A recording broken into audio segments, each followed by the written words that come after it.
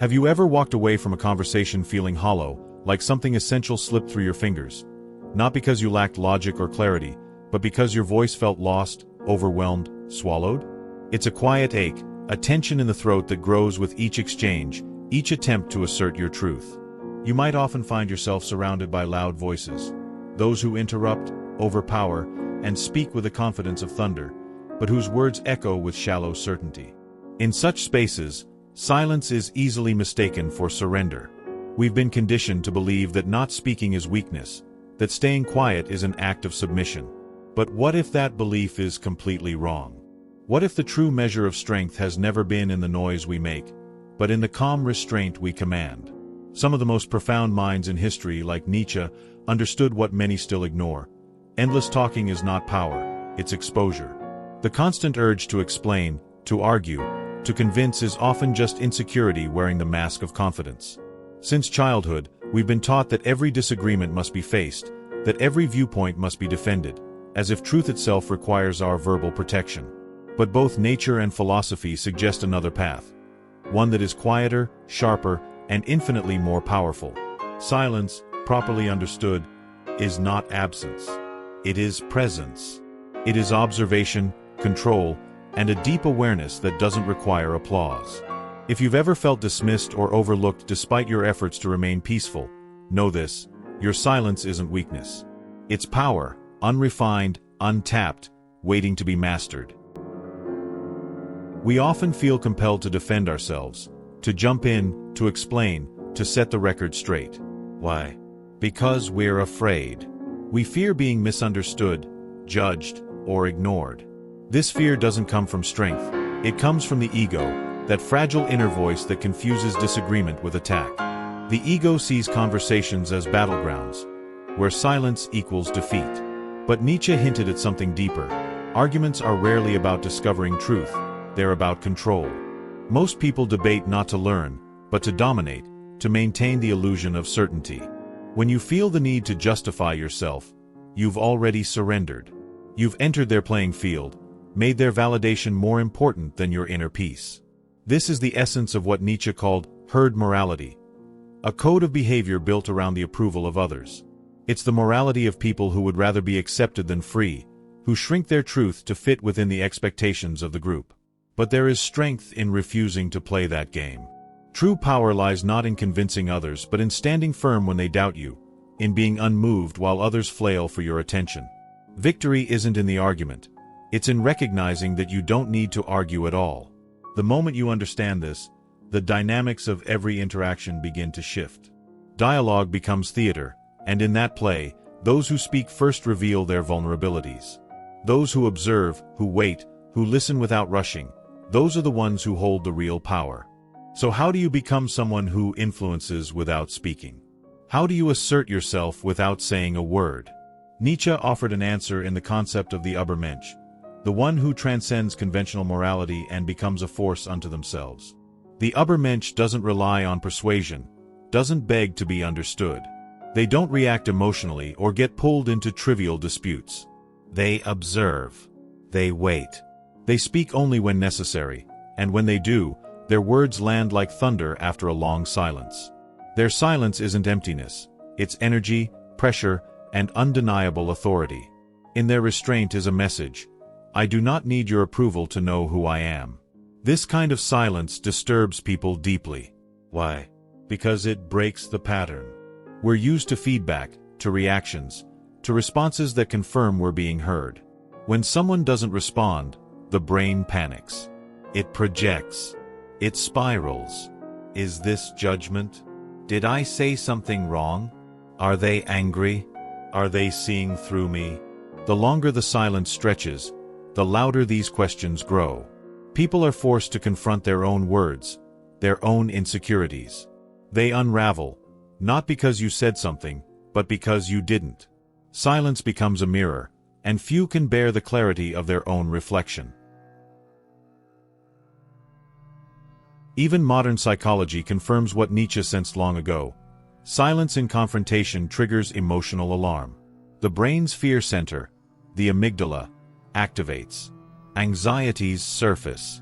Manipulators, in particular, hate silence. They thrive on your reactions, need your energy to sustain their control. But when you refuse to respond, when you meet their provocation with stillness, their strategies collapse. Their confidence cracks. The facade slips. And beyond that, silence digs even deeper. It touches primal fears of being ignored, rejected, abandoned. Your silence tells them, "You are not the center. Your words do not control me." That realization cuts sharper than any argument ever could. But let's be clear, true silence is not easy. It is not passivity. It takes immense self-discipline to hold your ground when everything inside you screams to respond. That's what makes it powerful. Mastering silence is mastering yourself. It is resisting the need to be understood, praised, or validated. And once you master it, you stop playing by the rules others set. You create your own. You become the one who defines the emotional terms of every room you walk into. This is your next challenge, to stop using silence as an escape and begin using it as a tool.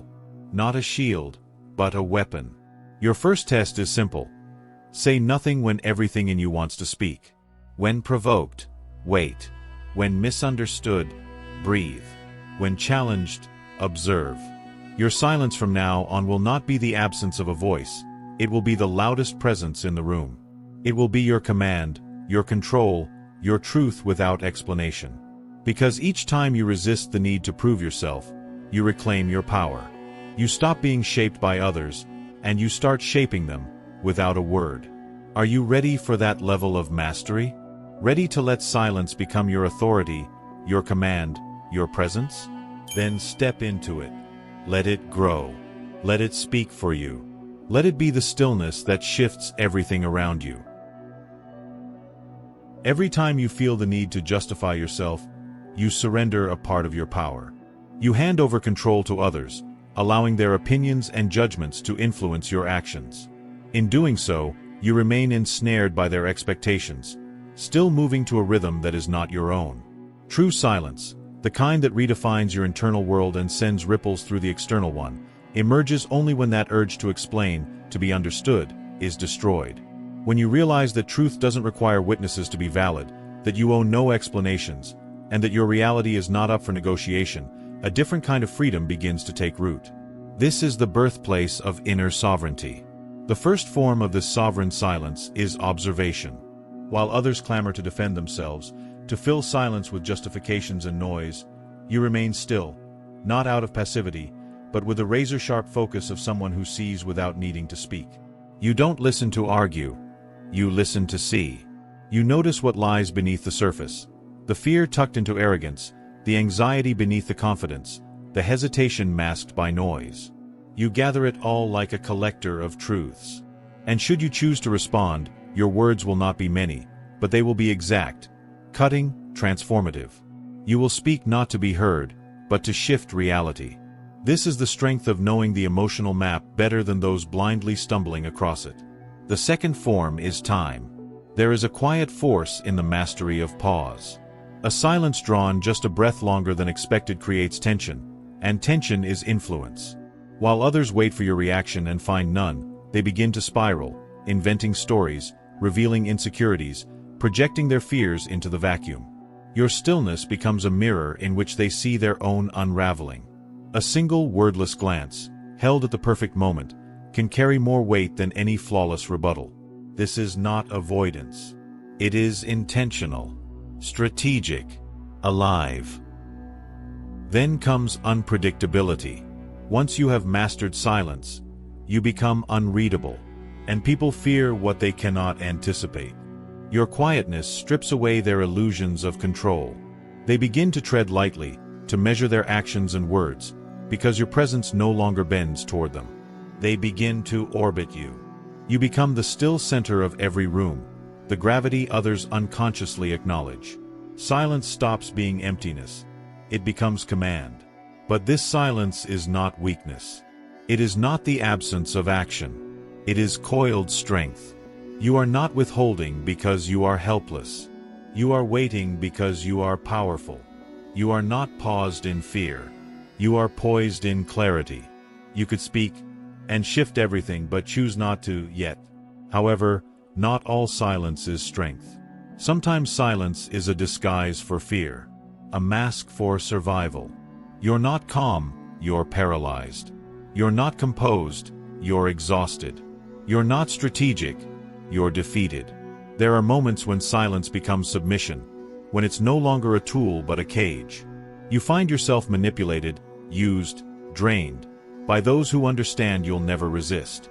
They walk over your quiet compliance, taking piece after piece of your identity, and you convince yourself it's peace. But it's not peace. It's surrender. And the worst part? You may not even notice it happening. That brings us to a harsher truth. The kind of silence often praised as maturity, balance, or wisdom can actually be self-erasure. You're told not to make waves. You're taught that politeness is more important than presence. That confrontation is chaos and silence is grace. And so, you bow your head. You swallow your truth. You let others speak over you. You let life pass by while you whisper, "It's not worth the fight." But it is worth the fight. Because you are trading away your power for a temporary illusion of calm. And there are those who can sense it, who will keep taking from you because they know you won't push back. This is what the old philosophers once called the morality of the enslaved, a code built not by the strong, but by the broken, as a way to survive. It teaches you that shrinking is noble, that yielding is kind, that disappearing is virtuous. But this is not wisdom. It is resignation. Nature never praised the ones who simply endured. It admired those who transcended, those who met the world without flinching, even if it meant pain. The kind of silence that changes things does not whisper apologies. It does not hide. It stands upright. It interrupts without sound. It fills a space without asking permission.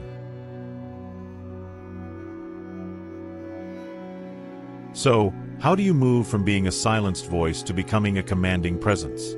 How do you reject a morality that taught you to accept and adopt one that urges you to rise? The answer lies in becoming what Nietzsche might have called the Upper Mench. Not a louder person, but a deeper one. Someone who has achieved such inner mastery that their stillness reverberates louder than any external noise. This is not about dominating others. It's about reclaiming yourself. Now look back at your life. How many times were you quiet? Not from wisdom, but from fear. How often did you believe that silence would bring peace, when in truth it brought loss, of chances, of truth, of self? That ends now. From this moment forward, let your silence mean something different. Let it be a border, not a retreat. Let it be a statement, not a surrender. Let it burn with quiet intensity, even if it never makes a sound. Even if no one understands you, even if your silence is misread, it doesn't matter. You were never here to be decoded. You were here to be whole. That, in itself, is enough. That, in itself, requires courage. So I ask you now, do you have that courage? If the answer is yes, then claim it. Live it. Declare it. Not to the world, but to yourself. I choose the kind of silence that commands respect. Because silence, when it aligns with truth, becomes the loudest voice in the room. If this message resonated with you, don't forget to like the video, subscribe to the channel, and hit the bell so you never miss what's coming next. Here, every word matters, and your presence makes all the difference. Thank you for being here. Let's keep walking this path of awareness, strength, and transformation together.